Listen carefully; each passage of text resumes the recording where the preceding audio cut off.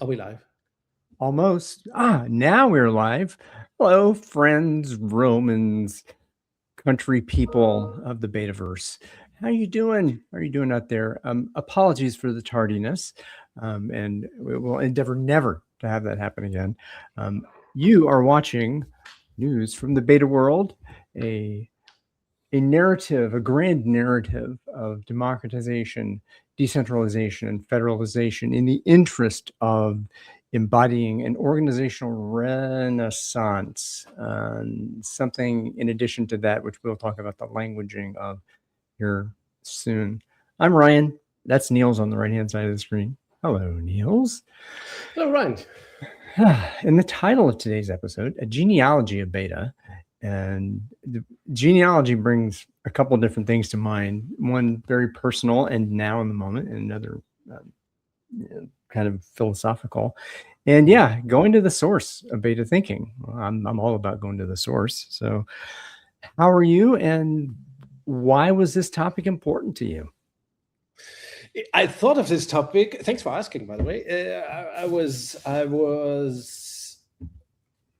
forced into thinking about this topic, sources of beta thinking, because over the summer, I mean, here it's in Germany at least, it's summer, right?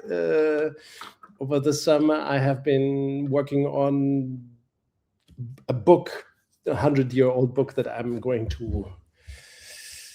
or that I'm editing. You know what I'm talking about, but we should not spoil the surprise for everybody. So, but I've been working on this book lately and editing it, and it's 100 years old, and it's of course it's related to beta. It's what I would say one of the sources of beta thinking, one of the sources of time orientation.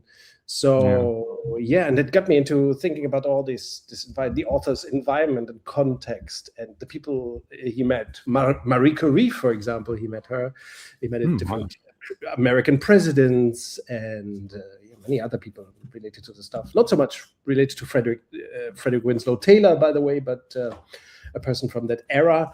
And it got me into thinking, we should talk about the genealogy of beta a little bit more. And I think the word was in one of the articles or texts that I read about this person, or maybe even in his book, I'm not sure. I read this word and I thought, the genealogy of beta. That would be a topic to think about. And of course, since this research paper I wrote in 2013, 13 years ago, right? Heroes of Leadership. I've always been driven. I've been torn back to the ancestors, to the sources, to the giants of whose shoulders we stand. You know, like Kurt Lewin, Mary Parker Follett, Douglas McGregor. So I keep meeting them over and over again, and I thought it's not bad to talk about these people and the sources. There are more sources, and we might talk about all these other sources, right? Yeah, absolutely. And of course, and there's so many different ones, I think, because beta in general, it's not just this one little thing. Oh, it's about measurement, or it's about business process, or it's about org design, or about structure. I mean, it's about a lot of these things. So I'm like, which thinkers am I most curious about? And why? And what domains are they in? I'm thinking, because I'll just lay them out here. So we have management theory. It's very broad, but the implementation approaches to organizational change, which organizational development, organizational transformation, organization design, measurement.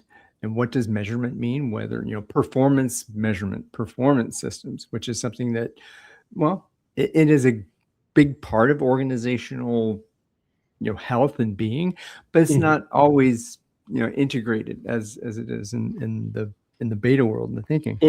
The org design, org development, org change, psychology, which is again under. I hope you would bring this up as well. Yes. Yeah, well, and there's a book again. I learned it from you introducing me to this. It seems like yesterday, but 3 years or so ago, been into that, maybe even 4. Which book do you mean? Well, it was Maslow on Management. Yes. This is very, very interesting. That's a very good book that I think few have read. Well, it used to be called something else. oh God, now I forget what it was. I've been seeing it on my shelf as Maslow and management for so long. Mhm. Um, Mhm. but so Maslow educational theory, which is Oh another yes, very one, good. Learning again, theory, yes. The learning theory. Montessori stream or Dewey stream, as an American thinker in that vein. And I was looking for another book. I'm like, what? I saw it Yes. in my shelf. Like, well, here we go. This was actually Oh, my mother-in-law's book. that's wonderful. It looks like an old edition. Yeah, from the 60s when she was teaching Excellent. special ed in New York City, and Wonderful. then systems thinking. Yes, So yes, so yes. And they're always I think, and there is this other route, we haven't mentioned it, time orientation.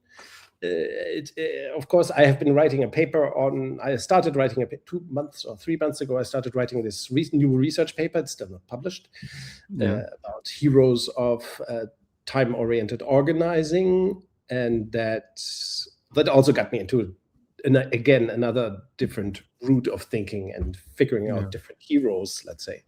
Some people that we know, some that we don't know. And if I might, if we starting to scratch on the surface of this genealogical topic, I would like to thank you, Ryan. Well, you know why? Because thanks to you, because we have been doing this podcast, I have been able to relate to some of these roots through the people that we have invited, not just in the conversations that we had, but we also have invited, I think, representatives of these roots, like Bill Pasmore, Paul Tolchinsky, Art Kleiner, in a way, Todd Bridgman as well, who's also relating to these roots very systematically in terms of research, or, of course, our wonderful conversations with Peter Block and many, many others. Who did I forget? Of course, all these time-oriented thinkers, Roger Schmenner, Alan Bludon. So what we have tried also is to relate to these roots in different conversations, different episodes of our podcast. So thanks to you, it wouldn't have been possible. I wouldn't even have thought of contacting most of these people without you. Yeah. Well, wonderful. And again, as curiosity, and thank you for I like hearing that. Just going to the source, going to the root to make sure you understand the lineage, the thinking lineage. What's the whole different? Because when I first came into this, a few years ago, it was like I had no idea. I knew on the top of this, about what was Toyota about, what was and the Toyota this production rabbit hole system has been deep. It has been deep. It has been deep, and it's taken in many different ways. And and I think how would you go from beta anywhere else to start but Mary Parker Follett? For me, that was the big aha. And I'm wondering, but and as I thought about it, there's so many more paths we could go down. And genealogically, now genealogy tells me about parentage, right? So there was a source of, and then the lineage and the ancestry. So if we take now the ancestry, so you at this point you brought beta into the world. You and Silka at the time, I'm thinking you and Silka together. Valeria, in fact, Valeria from Brazil, yes. Valeria Cabala, yes. But Silka joined 3-4 years into it, yes. So what would you consider if you're the father, who's the grandfather or mother, who are the grandparents? And then if we could go back, maybe I don't know which one of either the domains or the people. So I'll let you choose. You want to go to a domain like management theory or measurement? You named the domains. I think you correctly named pretty much all the domains. I think if we go for people, that's not a bad idea, because at the time in 2008,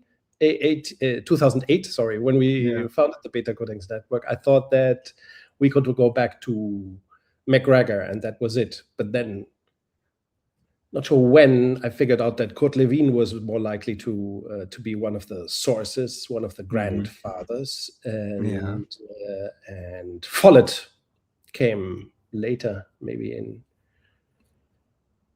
even after the heroes. Taylor, I think my reconnecting to Taylor, or my connecting to Taylor, which I wrote this piece about recently, that happened a little earlier, and then the Taylor thing happened in 2013, I think, that I tried to make sense of Taylor at first. That I started to understand, okay, there is this thing that's in scientific management and Frederick Taylor's work that is not, you cannot disconnect it from beta in a way. And that I think Taylor gets a bad rap. And Taylor gets a bad rap for a lot of reasons, and the whole power relationship, the separation of thinking and doing, and the coercion that happened, and all the garbage that happens that is still in many ways is around. And you don't want to. But it's like with Marx, you cannot blame Marx for Marxism. You cannot blame Taylor for Taylorism. And of course, we had this conversation with Todd Bridgman, who wrote a wonderful book. Did you also buy this book, the Green Book, about the roots of sustainability in scientific management, and who talks more about Follett and Brandeis, Louis Brandeis? Very interesting figure of. Do you have well, no. What I do have is another. If we were going to curate a lot of these thinkers into one book, and it was this one. Yes, one of our first podcast sessions was about that book, The Capitalist Philosophers, by Andrea Gabor, who maybe we forward this to her. I would like to talk with her about. We have never spoken to her, and we would like to. She's a journalist. Yes. We always wanted to talk to her. I'm not sure why we've been hesitating. Well, we had for whatever reasons there, but you should show it again. The beautiful book by Andrea Gabor, The Capitalist Philosophers, which has beautiful chapters about it. I was gonna. The reason the Taylor chapter is brilliant, right? Yeah. So if there's a genealogy, so what's the family tree of management theory? We kind of think about that, because I'm disorganized thinking about many of them. She lays it out sequentially in a very nice way. I think we talked about Taylor. Mary Parker Follett, which I'm so happy that was very early in the book. That's brilliant. Again, that was there. And some I had not really heard of. There's Chester Barnard. Yes, I do not see him as a part of the beta history, but that may be debated. Yes. Yes. Well, and again, this is just in management theory. It's beta. Maybe that's a part. Beta or not beta. So we go through all these people. Exactly. Who can we relate to? Who is usable? Who was usable for beta? Who contributes something to the beta story? Yeah. So there's maybe alpha and beta kind of, because I look right in here. Chester Barnard, Fritz Roethlisberger, and Elton Mayo, which was very interesting. Very interesting. When Ron Purser came on the show after the Against Managerialism article, lineage there being from Bill Passmore to Ron Purser, and also the Self-Managing Organization book. I should have had the books on the table. He really laid in very, very very strongly against Mayo and Roethlisberger, or Elton Mayo in particular. Robert McNamara, very alpha at that point. And then we get to Maslow and McGregor, kind of in that same domain. And also, I guess I'll just read off, because these are folks who I think we're going to talk about today. W. Edwards Deming. Yes, sure. I mean, Deming, of course, is a key person in the game. Yes.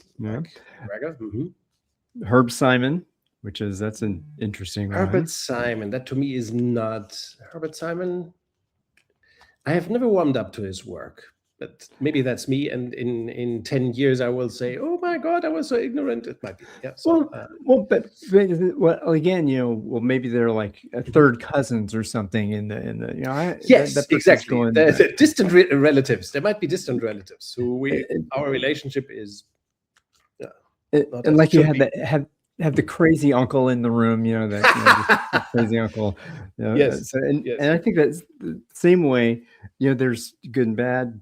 Many folks. Alfred DuPont and Alfred Sloan, the Sloan very School of Management. early industrialists. But Henry Early Ford is not in industrial. that book, interestingly, right? Is Henry Ford? No, Henry Maybe Ford is he is not. in one of the maybe in the Sloan chapter as Sloan as General Motors, right? And Sloan's General Motors, the Taylor chapter appears in. And then the last one, again, which brings us back to the very first episode of You and Me, was this guy. Drucker. Yes. Drucker. Yeah. So in management theory, that again, for when Beta was being born, right? Who is in the mind?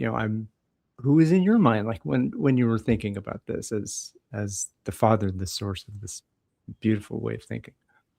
Yes, some of the people you mentioned, but also people you did not mention. I think they are hidden in the book. Eric Trist, Kurt Lewin isn't one of the chapters of Andrea Garbo's book. Well, but they are somewhere in the chapters, if I remember well. I haven't looked at it recently, so but they are somewhere in the book. Yeah, the socio-technical systems folks. Exactly. The whole socio-technical systems movement, which is, I think, I'm not sure if it's the right way to put it, but I would say it like this. It's largely forgotten today, right? It's largely unrelated to today consciously by most people. And for example, it would be useful if people in the agile movement or lean were available of socio-technical systems. They are not. So that's a big miss, because I think Eric Trist, and with that, the connection to Kurt Lewin and Douglas McGregor and many others. Russell Eckhoff, of course, is related to that as well. Yeah. So that is a huge influence, a huge part of the genealogy of Beta. Well, and that also kind of brings you to one of our cousins here, Dan Mezek, who brought the Harrison Owen and open space technology through another lineage there. Exactly. Yeah. And this is and I would say Harrison Owen, if we talk about him for a moment, it's no coincidence that he invented open space at the beginning of the 1980s, when socio-technical systems movement was at large, and when large group methods were developed. There was all these large group methods. Future search was developed by Marvin Weisbord, another marvelous forefather, so to speak. And what else is there? World Cafe, not sure when it was invented, maybe a little bit later, I'm not sure. Yeah. But all these large group methods, the big ones, or this whole scale change approach, they were all created under the influence of STS, socio-technical systems. And I think in a way, even though Harrison Owen would never have admitted it, he was also influenced by that, because that was a zeitgeist topic. It was the big movement of the time. So I think he was in management consulting. He'd worked at the esoteric management consulting. Management consulting. I think that's what religiously influenced or whatever he was at the time. We don't know. Nobody knows, right? Nobody knows. He was Anglican. I mean, he was doing his missionary work in Africa, and that's where again he just discovered, as the way he talks about it, discovered open space technology as a very deeply rooted way of convening and in a spiritual more interested management consultant. Let's put it like this. And that's so that for me is close to socio-technical systems, because this is safe to say, right?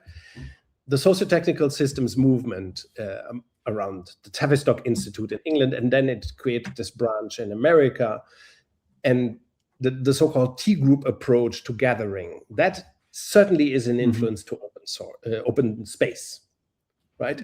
Open space has all the hallmarks of this self-discovery, self-organization in its purest form, which the T group approach had, and that was super fashionable from the 1960s well into the 1980s, I think. So that definitely had, an influence on open space. Very much. And which is great, because if we look at the family tree, of course, it has connections in the lower parts, even in the roots. The roots are connected as well, right? Yeah. Like it or not, because and then we have psychologists like Viktor Frankl, to name just one. Maslow. Exactly, Maslow as a great example. Douglas McGregor, in a way, and certainly also Frederick Herzberg, think he's a big name. Still a practicing practitioner scholar, Yeah. He did really quantitative research. Yeah, I wasn't aware of that when I studied business administration myself and heard his name for the first time. But yeah, when you look at his books, they are very academic. He did very serious research at the time, I think. Yeah. So yeah, there's a whole so many rules. And I was thinking again, time-wise, the Beta Codex officially, was born in 2008, right? Around that time, and again, up until that time, Beyond Budgeting Roundtable, kind of heading in that 10-year period. In the 90s, also very active would have been Cotter, John Cotter, and that which was the first iteration of bringing the Beta Codex to organizations, as I recall, the double helix approach, right? Yes, and then I got contaminated with the Cotter enthusiasm by at the time my mentor in the Beyond Budgeting Roundtable, Robin Fraser, who used the Cotter approach to do his transformation consulting with a company in Italy called Gruppo Sti at the time. And I used that for quite a few years, one way or another, maybe 10 years even. So that was the first heavy influence on the consulting approach. Cotter, and of course, change management was informed by all kinds of organizational development stuff, also by socio-technical systems theory and so on. Yeah. Mm-hmm.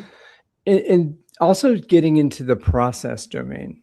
Again, that the lineage, the process domain, again, if I'm going back in around the 90s, that was the In Search of Excellence time, and the Reengineering Corporation's time, and which, again, I think McNamara inherited kind of what Taylorism had become from, it was maybe perverted into. And then you get into these other, what does excellence mean? And that excellence must be defined from the top towards, from the top to the bottom, and then that ends up with Cotter in that way, and so my sense is that okay, Grandpa, you're talking, you in the moment talking about your grandpa. I don't know if I dig the way you're doing things, Grandpa. I think there's something else out there in which the double helix and Cotter you're discovering, and you found open space technology and open space beta by that point. Now, if that's not a true story, if that's the one that I'm just making up, please correct me. No, it was roughly like that. A few intermediary steps. Like when we saw that Cotter wasn't covering it all, we looked at other approaches and first combined it with another American concepts. William Bridges, the William Bridges model. What's it called? How's it called? Leading change, or leading. What's the name? Transformational Leadership Guide. There's a book, Leading, not Transformation. What's the name of the book? See, this is what happens in the family tree. Because can you look it up? Say hello to Silka. William Bridges, another. I think was a psychologist. I've got a blank right now. How is it called? The book is called not Transformation. What's the other word with a T? But again, he developed this change approach that talks of 3 phases of change. Basically, William Bridges says change doesn't begin with a beginning; it begins with an ending. Yeah, a decision to step in the neutral zone, and then the beginning comes after the neutral zone. So, like when you quit smoking, it doesn't start with being a non-smoker. It starts with deciding not to be a smoker. That brings you into the neutral zone, which is a zone of experimentation. And so William Bridges, I'm looking up his book right now. For some reason, I forgot the title. He took a more psychological approach at change. Managing transitions? Managing Transitions. That's the title I was looking for. Managing Transitions. So that's the title of William Bridges' book, Managing Transitions. Bestseller. Not a secret at all. And then we started to combine this management transitions concept of the ending, the neutral zone, the beginning, we started to combine that with the Kotter approach, and it became richer. And then we started to combine all this with personality diagnostics, time to get even closer to the psychological side of things. So that also brings us to the genealogy. Which again, the psychology and the Maslow and this kind of goes into my local cousin here, Peter Block again, where he was influenced by Peter Kestenbaum. You had heard Peter Kestenbaum, existential philosopher of Viennese descent, back in 1980, who I think is very close to Viktor Frankl. Very close to Viktor Frankl, philosophically and practically, I think. And again, the ideas of power relationships and agency, and you mentioned what got me thinking about Peter right away was this idea of the future. The future exists in the present, right? The future is now. So you make a declaration. This is in the sixth conversation is about the declaration of possibility, that you make declaring a future that you wish to inhabit. Yes, right? And that's very much about time orientation, by the way. That's very good. Yes. It is, and it brings back again to the thinkers of now, which we were talking about, Alan Bludorn and Ron Purser, about the always arriving present. Thinking of the always arising present, then okay, well, if I'm declaring a future arriving in the present, there's some ideas of there's also Kestenbaum about the freedom that to confront your freedom in the present. That's you experience the anxiety in the present that's always arriving, and this is how the thinking evolves, and this is how the thinking evolved. You get from Kestenbaum to Peter, and I think when you came into Peter's work may have been around stewardship. Is my I guess I'm not sure. Was the first book that heavily impacted me by Peter Block. Stewardship, wonderful book.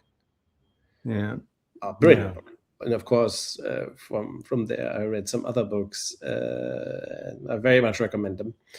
The book he wrote with Peter Kestenbaum, I think, is fantastic. And also, all these things that you are talking about, they are very related to the best thinking about time orientation, which goes, there's a lineage back from Barbara Adam, who I met recently in Italy, who's a fantastic researcher on time orientation, sociologist. So did Barbara Adam influence Alan Bludorn? Were they peers, or about the lineage of that? I'm not sure, because I haven't read Barbara's work. I'm not totally sure if they met. I think they met at a certain point. But peers, colleagues who kind of know each other's work, and then this lays so who are influential folks in the current thinking? If we go back from there. This is your Ian Glenday. This is Roshan Suri. This is Ernst Weichselbaum, of course, as a key player, right? And Ernst Weichselbaum and Rajan Suri and Ian Glenday, who, we interviewed Ian Glenday here in one of the sessions. We had a conversation here with him in the podcast, and they all relate back to the Toyota production system. So people like Shigeo Shingo, Taiichi Ono, the Toyotas who created just-in-time and contemporary ways of time orientation. And maybe all that relates back to Ford, even to Henry Ford and the Ford Motor Company of the 1920s. So there's a very interesting lineage back there into discovering the power of time and the power of time orientation. Absolutely. And this is, again, we get to the contemporaries of Taylor at that time. But again, he loomed large over the entire industrial process control landscape, because before Taylor, realizing how was work managed in the factory environment in the industrial age, there was very, very little order, and control and coercion, and then of course scientific management comes around. Well, there might have been coercion, but there was also a lot of laissez-faire on several levels, and a lot of lack of enlightened ideas about how to organize larger companies well. There was just a lack of everything, I think. So process management, let's say, which began with motion studies and control of time, control of process, standardization, all these things that brought order to the corporation. I wouldn't say that was the beginning of coercion or command and control, but it was. There was command and control before, or laissez-faire. You can go back, benevolent, whatever, as well, occasionally. Yeah. Mm-hmm. Well, you can go back a long way in terms of command and control. You can go back to Egypt of centuries before. That's a classic, but we know very little about the working conditions of it. What we know a little bit more of is the Viennese arsenal of the 1300s to 1500s or 1600s. In the times of the Prussian Empire, where I'm trying to think. I'm not very familiar with that. We have never talked about it. Maybe this is one of the things that you discover in Roger Schmenner's book, for example. He tells the story of the Viennese arsenal. That's how I've heard about it. It might be in other literature about time orientation, but apparently at a certain point, I do not know the time, but the Viennese, whatever the king there was called, douchebag, whatever he was, the douchebag king, the whatever, let's say king. This is tricky territory. The emperor. But I didn't look this up. I'm just improvising now. So what again? Whoever was in charge of Vienna visited the Viennese arsenal, the shipyards of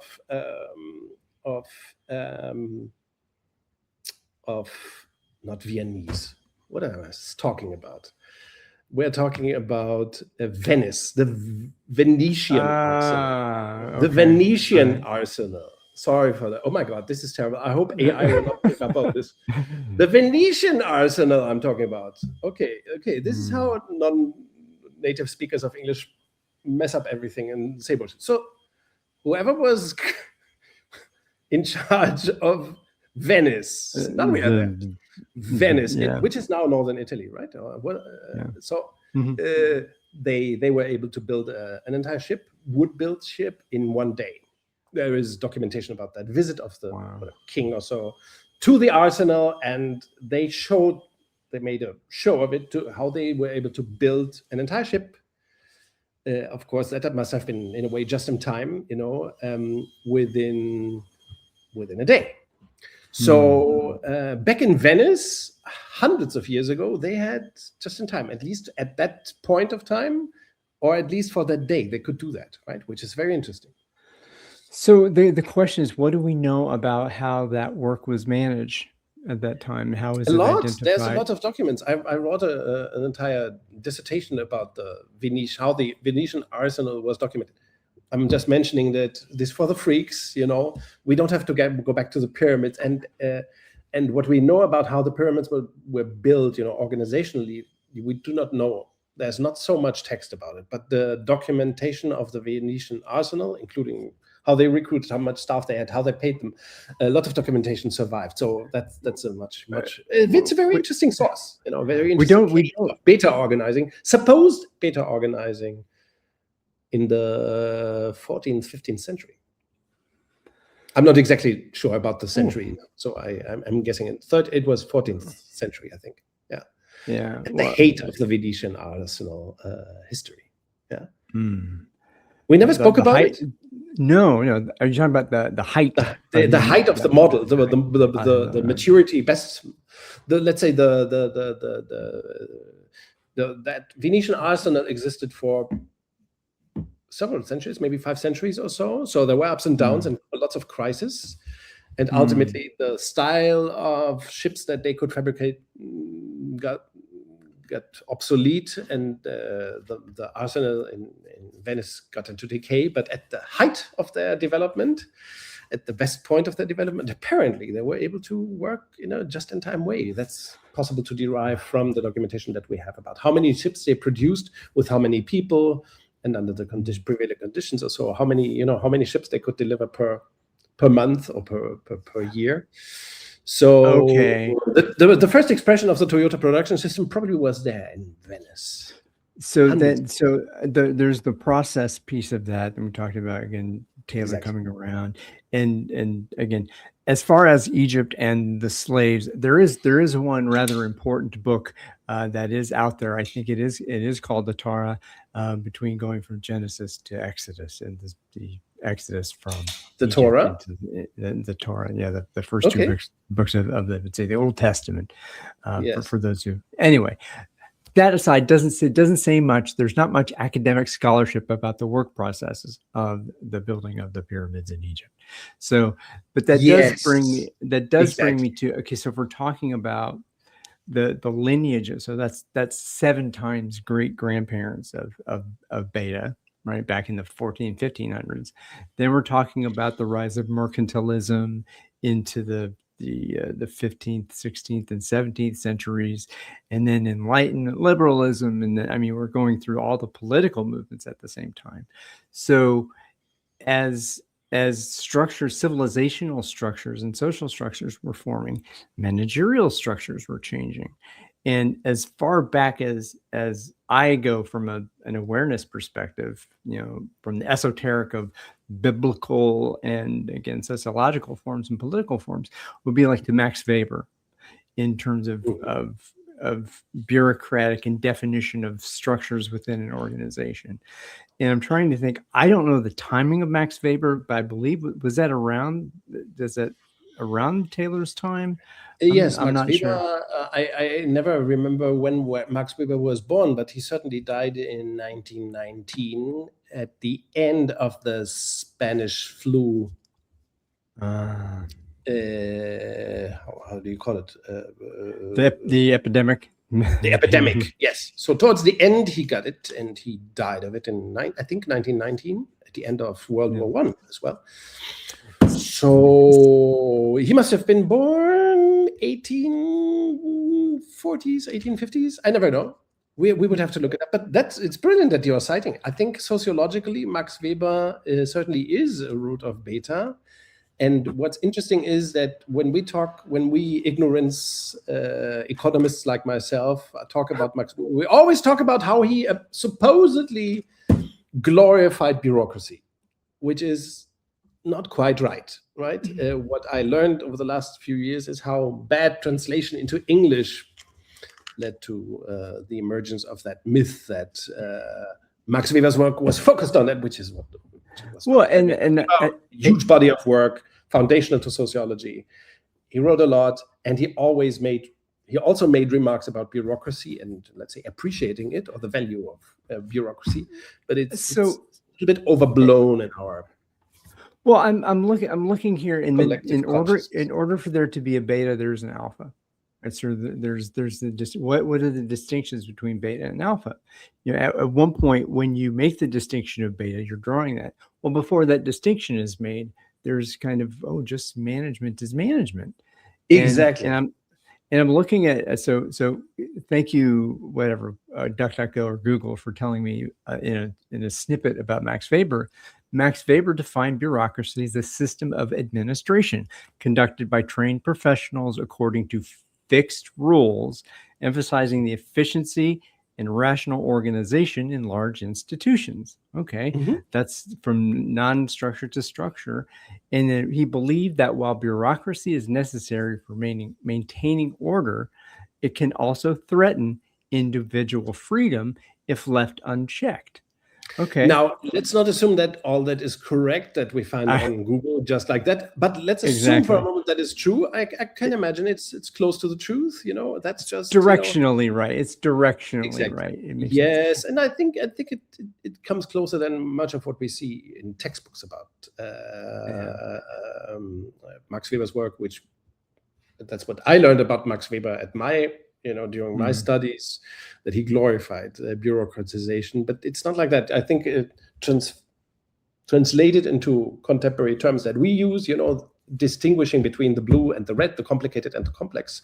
Max Weber was wise to appreciate that in the realm of the blue, in the realm of the complicated, bureaucracy has its role to play, and standards and rules have their role in organizing. That's it, And he was never, he wasn't a manager, was he? He wasn't the manager, and he was interested in society more than organizational optimization.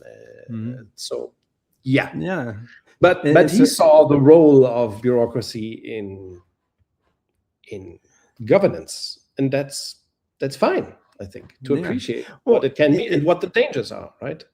And again, thinking about that in the way you describe it, which is beautiful, is about releasing the judgment on the person from what that person's time was. And again, Weber, as I think in here you're talking about, it's like he was describing what bureaucracy is and then explaining it from that. It wasn't necessarily advocating for it, and that which is different, or being a practitioner is like, oh, we have to do this bureaucratically and whatnot, which is what it felt like when I read the Capitalist Philosopher's book, that there were McNamara, for a perfect example, being very much an advocate of hey, we're on top, we know what's best for you, and we're going to measure it to the nth degree, which leads me into the topic of measurement. And everybody agrees, by the way, that McNamara was one of the smartest people of his time. And when we sometimes think of McNamara, we portray him as an idiot who killed everybody, thousands of people, thousands of soldiers. But it wasn't that easy, I think there's a wonderful way to approach McNamara a bit differently, which is a movie maybe 5 years old. Oh God, boy! Now I'm struggling. It's about the then boss of the Wall Street Journal, a woman played in the movie by... Was it Emma Thompson? No, movie Wall Street Journal. Sorry to everyone. No, this is why we have the internet. This is why we. Yeah, but to use that, if we were so well prepared, we would of course know it. What's the name of the movie? We're prepared to talk about the topic. This is not necessarily every person that might come up, but there you go. Yeah, what's the actress? What's the movie? Oh my God, I'm not getting anything decent here. Okay, what's the movie? Maybe you can try look it up on your side as well. I didn't find it. Meryl Streep plays the owner of the Wall Street Journal, who takes control of the company and sees herself engulfed in this political conflict. Meryl Streep, if you look it up, Wall Street Journal. Because whenever I think of the great American actresses of that generation, the first name that pops up in my head is Glenn Close, and I always think, of course, I'm not thinking about Glenn Close. The other one, which is Meryl Streep, right? The other one, the one with all the awards. It's always the first name I have in mind is Glenn Close. And in this case, no, not played by Glenn Close, but of course by the brilliant Meryl Streep. And in the movie, why I came, I think it's called the editor, the publisher. The Post? Is it the Post? No, I don't think so. No. Damn it. All right. That's the Washington Post. Either way, but Meryl the Streep movie, the Meryl Streep movie about the Wall Street, not the Wall Street, the Washington Post during the time of Vietnam. McNamara appears as a figure in that story. Okay, and it's very interesting. It's very interesting. You need to watch the movie. I think because he was a personal friend of that woman. If we could look it up now, I could say what her name was. You didn't find it either? Well, no. I thought we were moving on, so I closed the window. Okay, I'm not there. It was a wonderful movie. It's a pity that you didn't watch it. But again, that's if you want to make peace with McNamara, watch that movie. It's very interesting. About the time and what happened. With McNamara, what role he played, what kind of person. I think he's much more well portrayed in that movie than in many of the things that we read today, the blog post, etc., the bullshit about the time. Well, maybe this is a topic for another day, but how management is portrayed, what is the narrative of management and managerialism through the years? And one of the struggles that we have when we talk about beta is it feels so radical and so so against the grain. Well, why does it feel so radical to talk about people working with each other for a purpose that they agree to do in an environment that they share resources and they authorize? I mean, all the stuff we talk about. Why is that?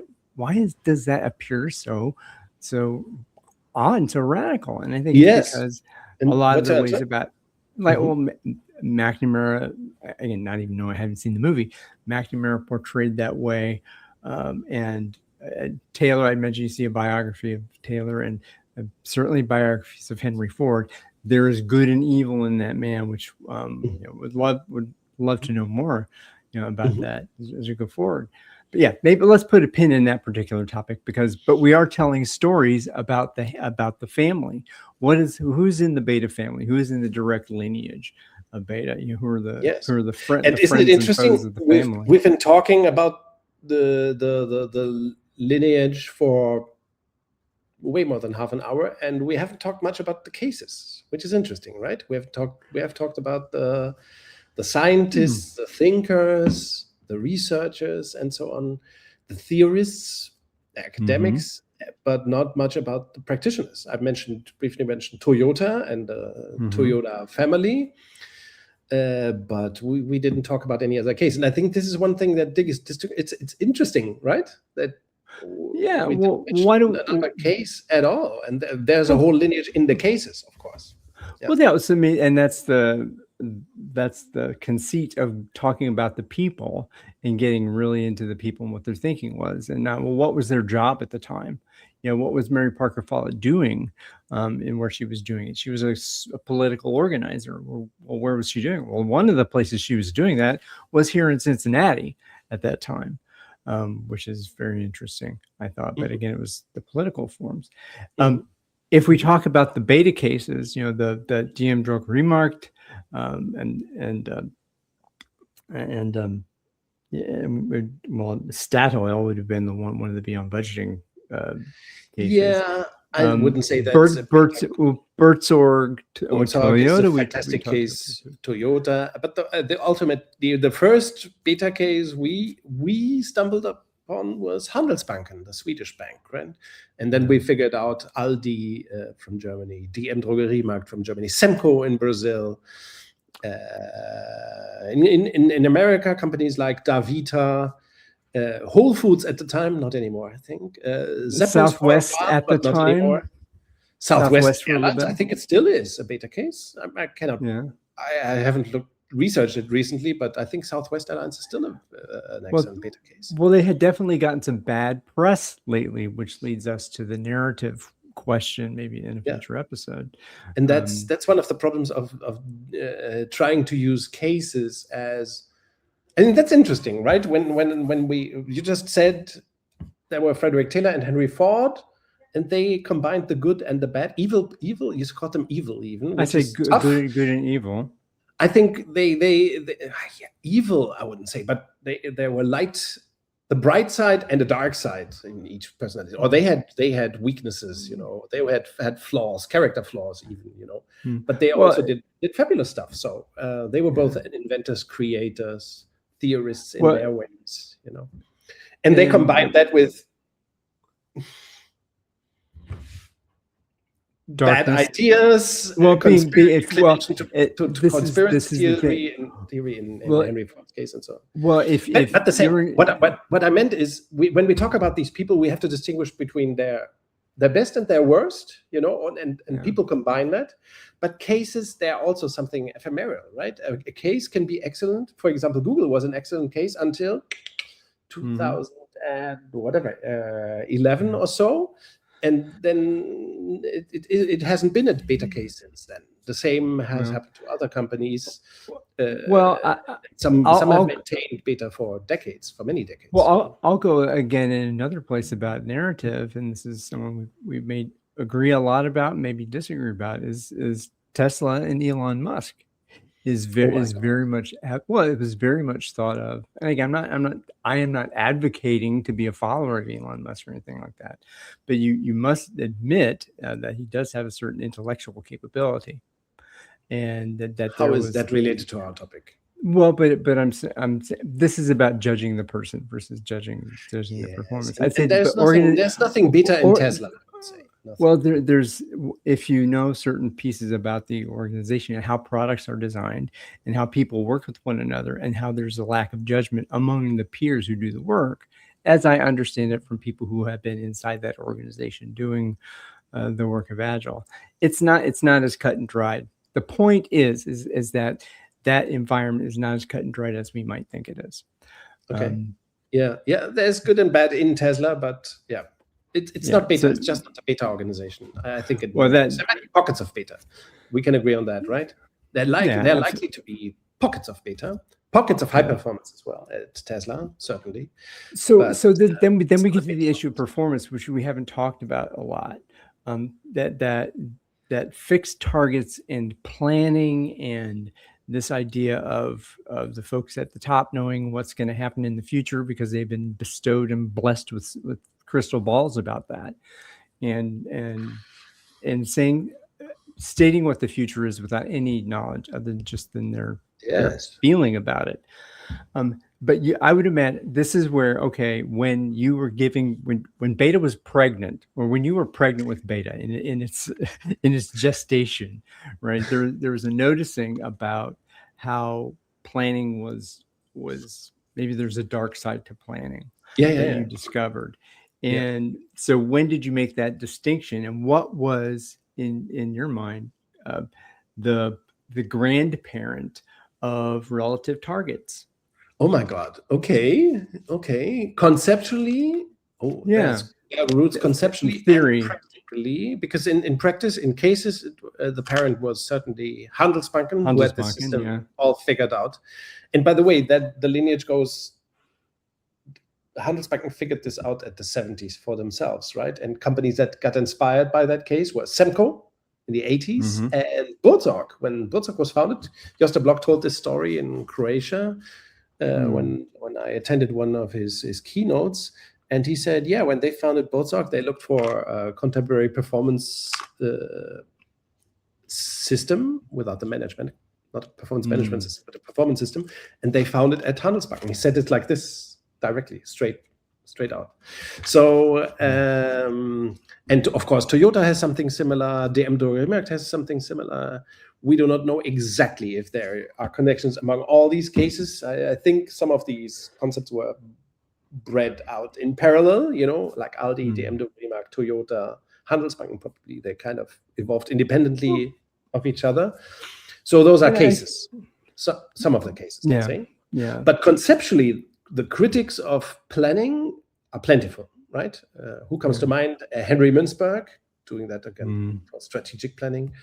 There is or Alfie Kohn with regards to incentives, fixed targets, punishment and reward systems. Who comes to mind for you? Of course, then it goes back to Maslow and McGregor. And this and Hertzberg. Gustavo Esteva, which was the one that I just read about in the development dictionary. Just talked about. I have not read that piece, but I'm looking forward to read the book. Okay, I hope. Interesting. Well, it's again, it was recommended to me by a well-respected person. So we'll probably talk about this book more. We probably. But I haven't even looked at it. So Anyway. So there are plenty of roots that are critical of planning. Complexity theory, I think, is very critical of planning and its power, and then there has been research often there's been a lot of research, we already mentioned it briefly, between bridging human motivation and performance systems, and highlighting that motivation is impossible, only demotivation is possible. And the origins are, of course, Deming, Prager and the others. In Deming as well is, oh my God, Deming has figured it all out, certainly. Of course, how could I forget him? If you look at the 14 points by Deming, you find 4, 5, 6 of these points are about performance systems. Brilliant. And I'm wondering, in this also, have you read much about John Wooden, basketball coach? About that, No. No. Well, again, there's something interesting about John Wooden. He, the basketball coach at UCLA, University of California, Los Angeles, in the 70s, won 11 national college basketball championships in a row. And he had a system of performance that was, I'm trying to think how many, it was a pyramid of excellence or something like that. I don't much care for the idea of the pyramid in general. But there's a set of principles that guide performance, and that performance in a basketball team also is very much about with each other, for each other, and that you can't be a one person basketball team and expect to win. Which Michael makes Jordan, us think of the famous movie, Brad Pitt movie about baseball as well. Oh, great one. That, that's a great one. Moneyball, which is about that as well. If we get the game right, we do not look for this and that. We have to look at team performance. How do you get that in entirely different ways than what the people at the time thought? That's a Moneyball. You could say is a beta book. You could say that. Yeah, I would say so. Yeah. I hate the sports. By the way, I looked up the movie by now. The Meryl Streep movie. And of course, you were right with the title. It's called The Post. You were right about the title. You were right about the title. Sorry for saying it's wrong. I had a different title in mind. I'm not sure. The Post with Meryl Streep. Wonderful movie. Everybody has to watch. It's beautiful. Yes. Yeah. So, what was I going to say? And Moneyball. And Moneyball. And Moneyball. But not even though baseball is the most boring of sports. It is boring. They try and make it exciting, but it's not. Yeah. Again, that's a whole thing. So we talk about management theory. There's a lot more to say there. Socio-technical systems being approached, at the current beta universe of the approach of open space beta, the management theory, we would say, of cell structure design, and the beta codec principles, the laws of beta, the organizational design, which we haven't really talked much about, the organizational structures, which power and authority make sense, but org physics as it exists today, there's a lineage to org physics. And yes, you're totally right. Well, the lineage, as I know, it goes all the way back to Mary Parker Follett, and there is also more about the leaderships. We talk about the different leaderships and the different structures. So we think about org physics and organizational design and structure. Maybe that's, I guess we talk about it a little bit with Buurtzorg as the case in Joost de Block, and a little bit maybe Semco and Semler, but that the specifics of a power over relationship versus a power with relationship, and who are the people in the lineage that advocate for that. I think it crosses a few different lines. It talks about Alfie Kohn certainly being there about measurement. We don't measure people. Peter Block, of course, which is the idea of people being people together. Maslow, which, and again, the story about Maslow being, there was never a hierarchy of needs. It was not a hierarchy. There were needs that existed, and that there were relationships between those needs, but he never drew the pyramid. And that's, again, another, we're having the narrative episode right now. I hope at the same time as the lineage episode, the family tree. And again, sociocracy, but that's not, I know that's kind of a disrespected cousin from your point of view. I'm not sure. That sounds as if we were disrespectful. No, but I think that sociocracy, that's a problematic cousin. Yeah. Right? Taking oxen all the time.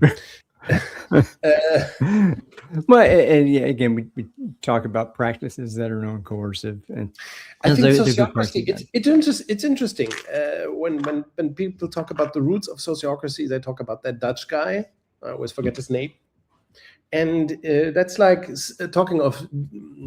It's like they never go back to the roots of self-organization. It's the same as with when people talk about self-management, which is also an odd cousin conceptually.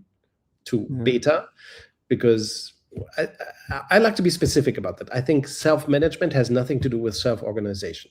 Self-organization is the thing that social groups should do. Self-organization means that people self-organize, groups self-organize, teams should self-organize, organizations should create self-organization. Democracy creates self-organization. But that's something very, very different than self-management, which is closer to self-help, individual optimization, me, myself, and I, and I know better than you. I'm going to help you. Exactly. So I like to distinguish between self-management and self-organization. I think sociocracy is it's leaning towards self-management. Well, and it has these nasty mechanisms that even Follett already condemned 100 years ago, 90 years ago, when she wrote that consent is not a mechanism to produce democracy. It is an anti-democratic mechanism, right? So worthy topics to discuss. Surrender. Consent is surrender, I guess, is the thing. Those are worthy. I do not want to be judgmental or anything, or condemning people's work. I think there's worthy work done under the banner of self-management. I'm not questioning that. There's good work being done under the banner of self-management. One of the people we admire so deeply, Rob Purser, wrote a book called The Self-Managing Organization. It's a wonderful book. Or the publisher did. I don't know. Exactly. Yeah, probably the publisher forced Ron Purser to adopt that title, because self-management at the time, it was a popular word, a popular term. But brilliant, by the way, that you're bringing that up. Yes. So, but it's worth, I think, distinguishing between the things, and I think and the people talking of genealogy, the genealogy of sociocracy and then holacracy, it's not as rich as it should be. It's not as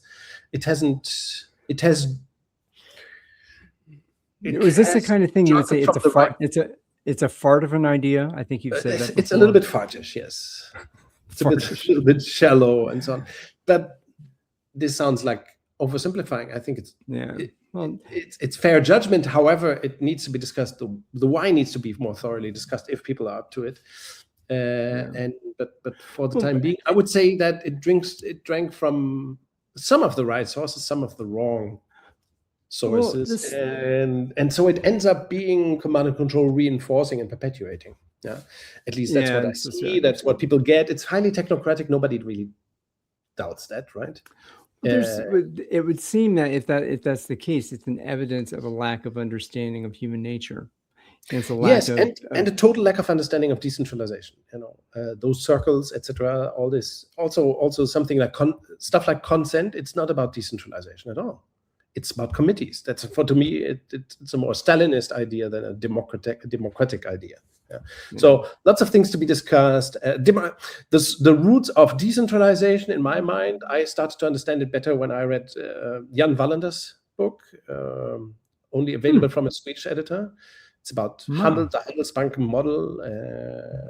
Not called. I'm not sure how the book is called.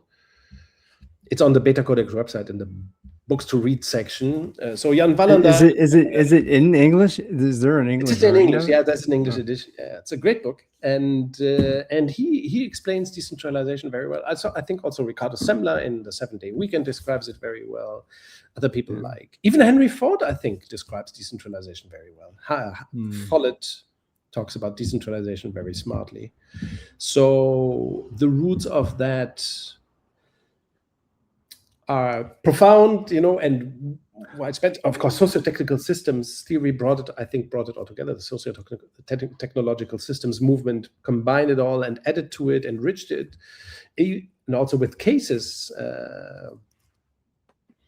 and practical research into companies like that British coal mine and so on that we've talked about before. It's a very rich history, and again, decentralization, it cannot be underestimated. Yeah. No, I think one thing that came up when you were talking about these ideas is that to withhold judgment on folks who didn't have all the information that you might have had, or who were facing a different context, and that you could say, well, they were ignorant, or evil, or things. Well, they were ignorant because they had no idea of what what other possibilities, but they only Sure. know the situation they're in, and they have a complaint about that situation and want to make the working environment better. What does better Yes. mean in that way? And I think that's also part of what we endeavor to do in the Beta Codex, is that there is a better possibility, and there's a way that people can work together. There's a way Yes. that people can, and what high performance means. If you think high performance means competing and being higher in the status hierarchy, whatever you want to call it, than someone else on your team who you're supposed to be working with, and then there's another way where you can be in right relationship with the people you are working with, and you can perform with each other for each other, which is, again, beautiful language that if you don't know that, if you've never heard that before, then it sounds like, oh, wow. Oh, wow. There's another world out there. Oh my gosh. I can't unsee that. I need to see that, which is, and this is part as we turn the pages of the family tree and learn more about the folks who were of generations before, it's important to withhold judgment about them and realize that they did of not. course, that's hard to do for me. Very hard to do, to withhold judgment. So I like to judge harshly as well. I know how it works, and how it can come back to hurt you. Like I wrote this text recently about Frederick Taylor and my previous thinking and how I reframed his work for myself. I think the book you showed about the capitalist philosophers. It's very helpful to think again about those folks who pioneered, contemporary organizational thinking and practice. And one of the things that in the Beta Codex movement, I think we have cherished this spirit of discovery, of finding out more and more about the roots of Beta and the different chapters of that.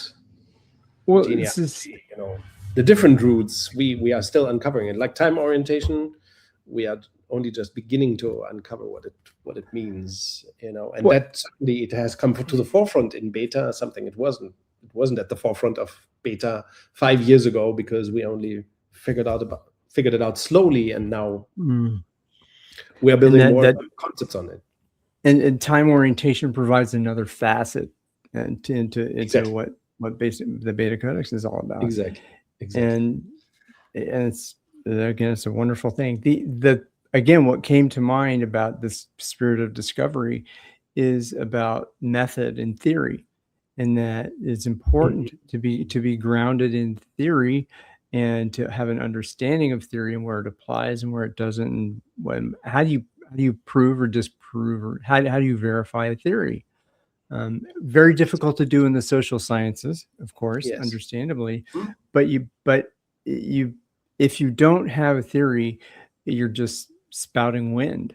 And if you don't have a theoretical background, it's hard to make effective practice and robust practice. Yes, and how can we question our own thinking if we do not have a concept of theory and question our own theory and uncovering our theory? So who comes to mind when you think about thinkers of theory, thinkers of thinking, that we should praise in this episode of this podcast? Any particular thinkers come to mind?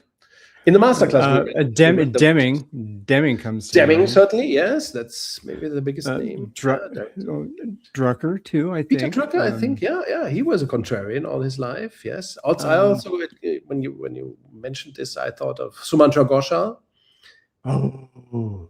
The article that's a good one. On bad management. Theory destroys good management. Is that the title? More or less. That's not exactly the title. Good management. Bad management theory destroys good management practice. Something like that. Yeah. Legendary article by Sumantra Ghoshal, published posthumously because he passed away. It's like his last piece, his last published articles, and his greatest, I think. You also made me think of a beautiful article we read in a masterclass by Mr. Spicer, Andre Spicer, I think. Andre Spicer, fantastic. I think that would have been a different masterclass. We hadn't discussed Spicer. No, we had. I mean, We did. it was a few years ago. It was a few years. Maybe we did. What is theory? I think that's the title of the article. What is we didn't do that. It's fantastic. Well, now, again, for those of you out there like me who are ignorant of that particular piece of art, that's okay. That particular writing, you now have that in your arsenal, on your reading list. Exactly.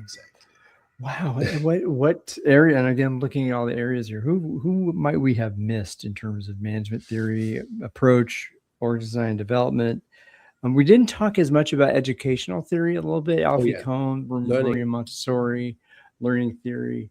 The John Amos Comenius, I think we talked about, from Comenius, who I'd never heard of before Comenius, and discourse didactics, and that book should exist in English as well. The Didactica Magna, Latin title, but it should be the title of the English edition as well, if there is a translation. Yeah. It's like the case, the Didactica Magna. Of course, that was written 350 years ago, something like that. Yeah. So, but it's I would say Comenius is epitomizes the birth of modern didactics.